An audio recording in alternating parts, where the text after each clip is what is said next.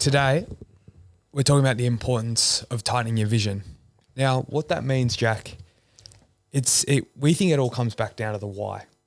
A vision is the why you exist.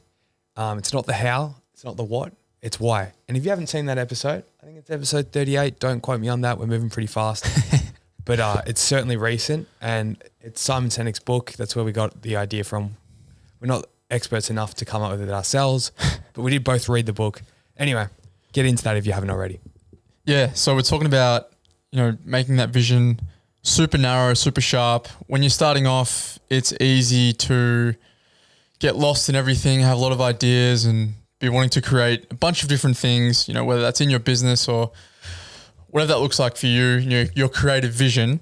And you can often find yourself, trying to do too much and you end up falling for everything and standing for nothing. Yeah, it's a really exciting time, in the first few years of your business. You're just G'd up, you got your own schedule, you want to try everything, you're meeting new people. But the reality is that's great and you're going to learn a lot through that, but you also need to tighten the screws. Yeah. Come back to your why. Yeah. And go, what's my vision? Why do I exist? Yeah. And like, for an example, this podcast, I think we've had all different types of people on. We've had, some of the Australia's greatest sports people. We've had great barbers, brands, photographers, like the list goes on, all different types of people. And it's great for us to learn from their perspectives and that's really rounded. But the reality is, at our core, fashion is everything. Yeah.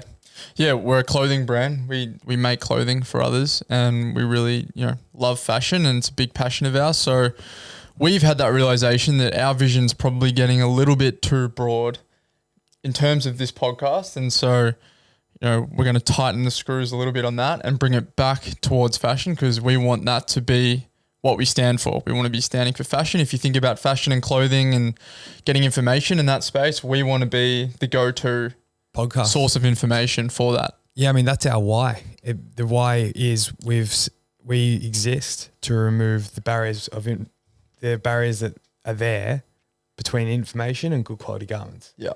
And because when we have run brands in the past and spoke to hundreds of brands today, they say the same thing. Why is it hard to get a good quality garment that I can print on and use for my brand? And why can't I figure out anything? Can't Google anything? I don't know. Maybe ChatGPT might rival us a little bit, but who cares? It's a bit scary. It is a bit scary. I got a bit scared saying that, to be honest. But hey, we're still here for now, so I'll take that. Yeah, I think it's just important to note that you can't do it all. And when you begin, you may not have the structures there that, really hold you in place and keep you narrow.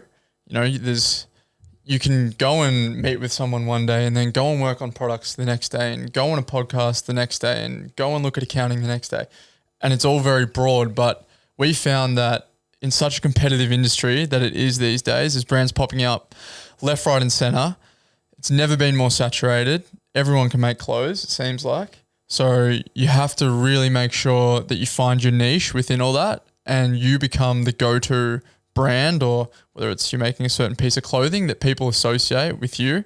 And that's really important and something that we're starting to now do is specialize not only on our roles individually, but also with maybe the information we're putting out and who we're speaking to on this podcast. Yeah, 100, really well said. I think 80% of small businesses fail within the first few years. And I think you look at the reason that would be is they're not tight enough with their vision. We came up with the saying today, the sharper your vision, the more you'll cut through. I think we're going to coin that one. I don't mind it. It's a Jesseism. Yeah, well, I'll take it. I said I made it up. I'm going to take full kudos on that. But where I was going is I think one of the most important things I want you to take out of this is it's a compounding effect.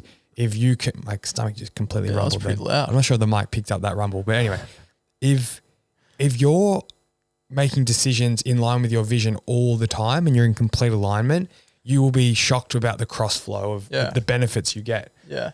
I'll give you an example. It's like if Jack and I are talking about fashion at a cafe and then, someone overhears it and they're like, oh, I'm such and such, I do this. It's like, there you go. We've a compounding effect. Maybe the way we dress as well, it sparks a conversation. everything you do must be in alignment with your why, and not just your why, but also where you want to be. It's a compounding effect. It's like because you are spending so much time, on this business, on your craft, you may as well reap the rewards down the line for doing so. So make sure that everything you're doing is going towards, the one central goal. And for us, that kind of is not only selling quality garments, but also, giving lots of information. So if we're talking about fashion all the time and getting people on, we're ultimately going to attract more people who love fashion and love talking about it and hearing about it. And then that's going to help us build out our business as well in terms of clothing, and we're going to attract more potential customers and all that kind of thing. So that's a realization that we've had, is like, if we're going to have people on, let's make sure that they align with where we want to be in the future. Yeah, I think as we grow, we want the world's leading brands on the podcast to continue to give you more insightful, more topical information. Yeah. So we have to, tighten our screws.